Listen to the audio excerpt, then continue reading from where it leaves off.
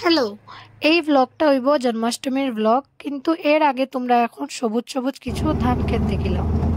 আমার দেখতে খুব বেশি ভাল লাগে, এটার লেগে মনে করলাম একলা আমি কেন দেখতাম, তোমরা সবরেও দেখাই।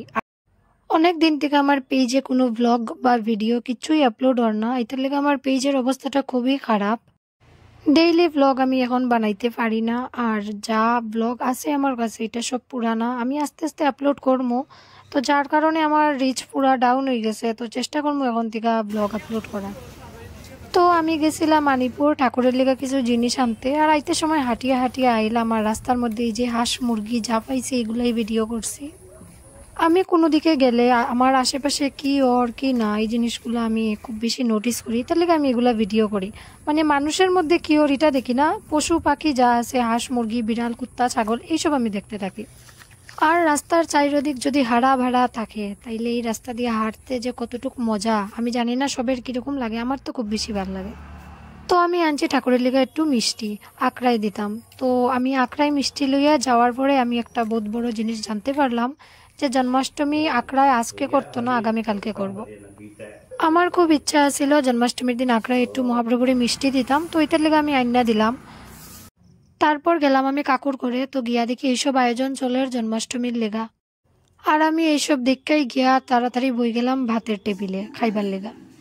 ঘরে মা নাই, তো আমি নিরামিষ তো করতে পারতাম না, ভালাটিকে মাজা ঘষা করিয়া এইটার লেগে আমি কাকিমনির ঘরে খাইলেইছি। তারপর সন্ধ্যার পরে আমিও বইলাম ঠাকুর সেবা দিতে। আমার ঘরে গোপাল নাই, তো আমি এমনি ঠাকুরের একটু সন্ধ্যার পরে জন্মাষ্টমী উপলক্ষে একটু জলভোগ দিলাম। আমি একলা এত কিছু করতে পারতাম না, এটার লেগে রেডিমেড মিষ্টি লইয়া আইছি। তো এই যে আমি সাজাই লাইছি ঠাকুরের ভোগ, আর এখন ঠাকুর সেবাও দিলাইছি। ঘরে ঠাকুরের পূজা দিয়া তারপর বাবারে প্রসাদ দিয়া আর কাকিমনির ঘরের লেগে প্রসাদ লইয়া আমি গেলাম গিয়া কাকিমনির ঘরে। আর আমার দুই বিড়াল কি আরামের জীবন, খালি খানি আর ঘুম। তারপর কাকিমনির ঘরে গিয়া দেখি কাকিমনিও সবকিছু রেডি করে লইছে, আর ওই যে ছোট্ট গোপাল বইয়া বইয়া সবকিছু দেখেন। তারপর আমরা শতনাম পড়লাম, আর আমার তো আজকে দুইবার শতনাম পড়া হয়েছে, একবার বাসায় আর একবার কাকিমনির ঘরে।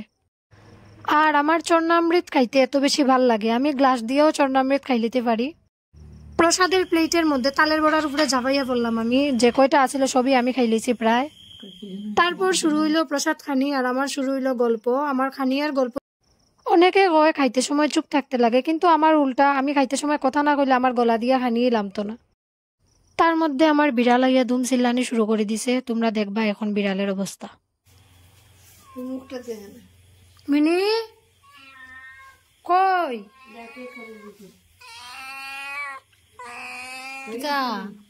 আও, আমি খাইয়া দিয়া আবার বাসার লিগেও সম্পত্তি লইয়া যাই, আর যখন ইচ্ছা হইব তখন খাইমু। আর এটা হইল পরের দিন সকালবেলা, পরের দিন সকাল না মানে দুপুরবেলা।